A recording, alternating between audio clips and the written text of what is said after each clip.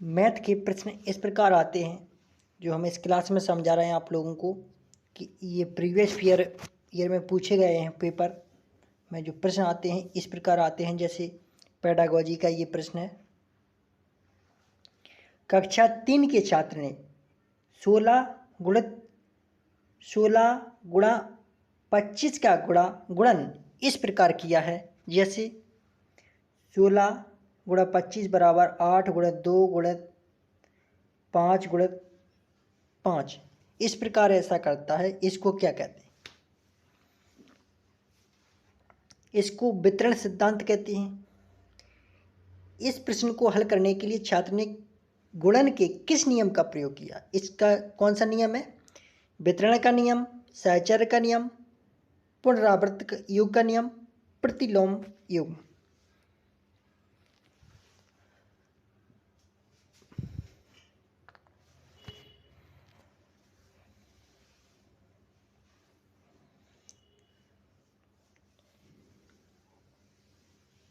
इसे कहते हैं पुनरावृत्त योग।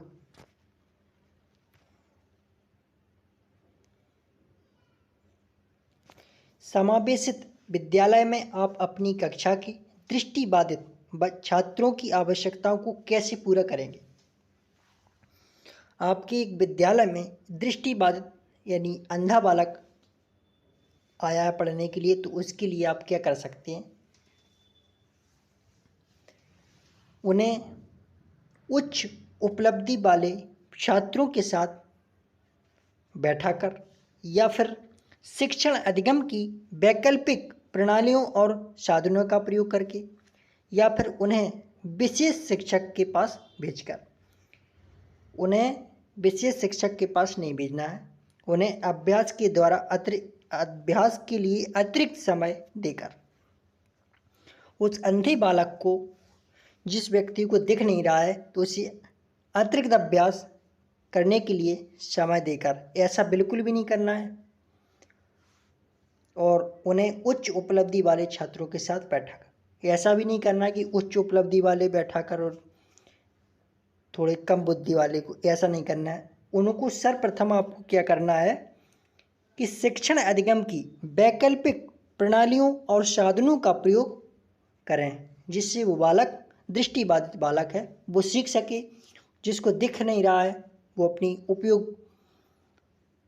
उपयुक्त साधन जैसे ब्रेल लिपि के माध्यम से उसको पढ़ाएं तो बिल्कुल ही सीखेगा।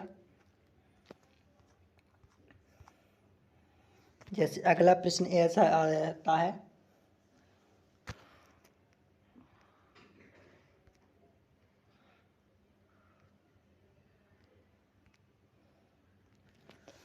जैसे निम्नलिखित में से कौन सा गणितीय प्रक्रम नहीं है? पक्षांतरण, मानदर्शन, कंठस्थ करना, आकलन करना। क्या पूछा है प्रश्न में? प्रश्न में पूछा है कि गणितीय प्रक्रम नहीं, गणित का कौन सा प्रक्रम नहीं है? तो गणित का पक्षांतर, मार्गदर्शन और आकलन करना, ये 3 होते हैं, लेकिन कंठस्थ करना नहीं होता है। आंसर इसका क्या है? कंठस्थ करना। अगला प्रश्न देखते हैं। जैसे निम्नलिखित में से क्या प्रारंभिक संख्या संकल्पना से संबंधित नहीं है? निम्नलिखित में से क्या प्रारंभिक संकल्पना से संबंधित नहीं है? कौन सा नहीं है?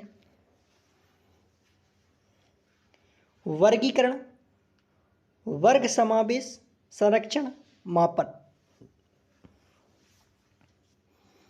संरक्षण, वर्ग समावेशन, वर्गीकरण, ये तीनों ही होते हैं, लेकिन मापन नहीं होता है।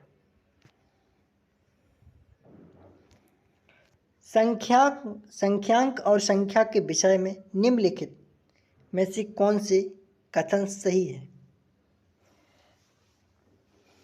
संख्यांक एक प्रतीक है। संख्यांक कैसा है? संख्यांक एक प्रतीक है जिसे संख्या को प्रदर्शित करने के लिए प्रयोग किया जाता है। संख्या एक संख्या को विभिन्न संख्याओं द्वारा प्रदर्शित किया जाता है। तो ए शुद्ध है और बी अशुद्ध है।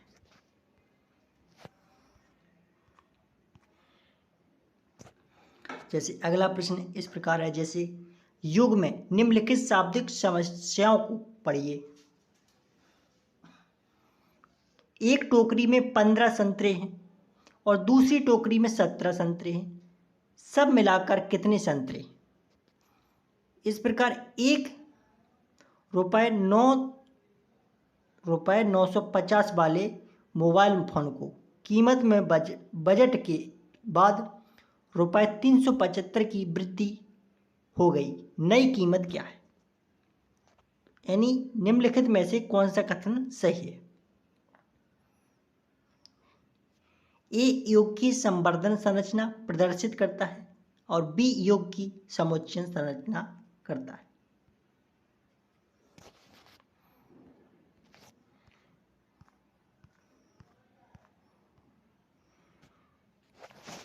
अगला जैसे ये प्रश्न है कि एक अध्यापक कक्षा 4 के छात्रों को निम्नलिखित कार्य देता है। 25 टाइल को सभी संभव आयताकार व्यूह में व्यवस्थित करें। तो इस कार्य से निम्नलिखित में से कौन सी गणितीय अवधारणाओं को संबोधित किया जा सकता है? क्षेत्र, परिमाप और आयतन तीनों ही किए जा सकते हैं। जैसे ये जीन पियाजे से प्रश्न आया है कि पियाजे के प्रस्ताव के अनुसार, किसके अनुसार? पियाजे, एक मनोवैज्ञानिक हैं जीन पियाजे, इनके अनुसार माप में विभिन्न भौतिक राशियों के संरक्षण की योग्यता के विषय में सही कथन को पहचानिए। भार के संरक्षण की समझ आयतन के संरक्षण से पहले आती है। आयतन के संरक्षण की समझ द्रव्यमान के संरक्षण से पहले आती है।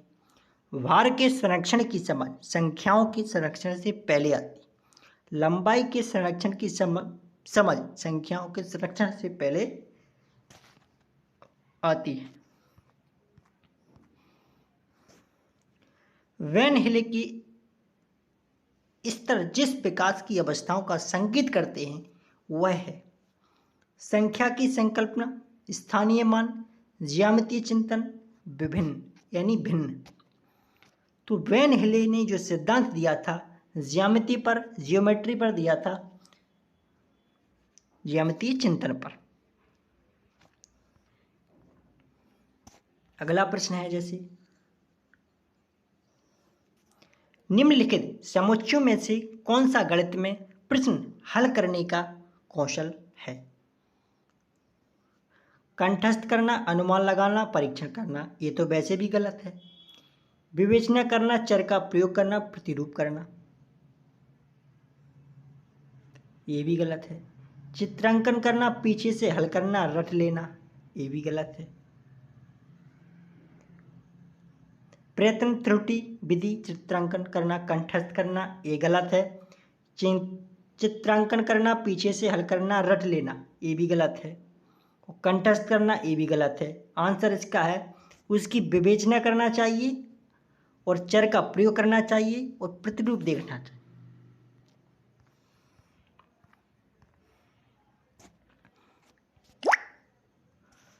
जैसे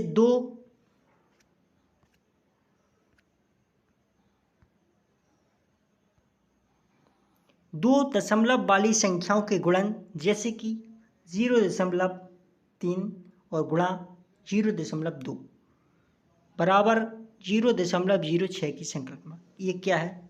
इसको शिक्षण अधिगम साधन उचित कहते हैं। इसको कहते हैं ग्राफ पेपर। राष्ट्रीय पाठ्यचर्या की रूपरेखा NCF 2005 की अनुशंसा के अनुसार प्राथमिक विद्यालयों का गणित पाठ्यक्रम कैसा होना चाहिए? छात्रों के प्रतिदिन के अनुभवों से संबंधित होना चाहिए, कार्यविधिक ज्ञान पर केंद्रित होना चाहिए, गणितीय संकल्पनाओं में कठोरता देने वाला होना चाहिए। कैसा? कठोरता देने वाला। छात्रों को प्रोग्रामिंग गणित के लिए तैयार करना चाहिए, ये भी गलत। इसका आंसर है कि NCF 2005 के अनुसार छात्रों के प्रतिदिन के अनुभवों से संबंधित होना चाहिए गणित।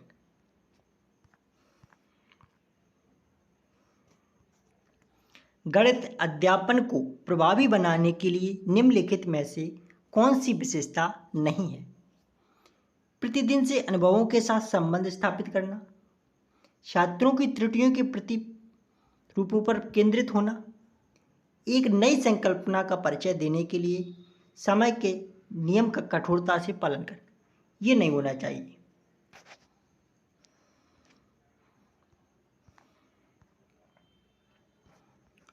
प्राथमिक स्तर पर विद्यालयों के गणित अधिगम का मूल्यांकन करने के लिए निम्नलिखित में से कौन सी प्रभावशाली योजना नहीं है? तो ऐसे कार्यों की अभिकल्पना की जाए कि यंत्रवत रटने और संकल्पना समझ में अंतर किया जा सके। ऐसा नहीं करना चाहिए, तो इसका पहला ही आंसर है।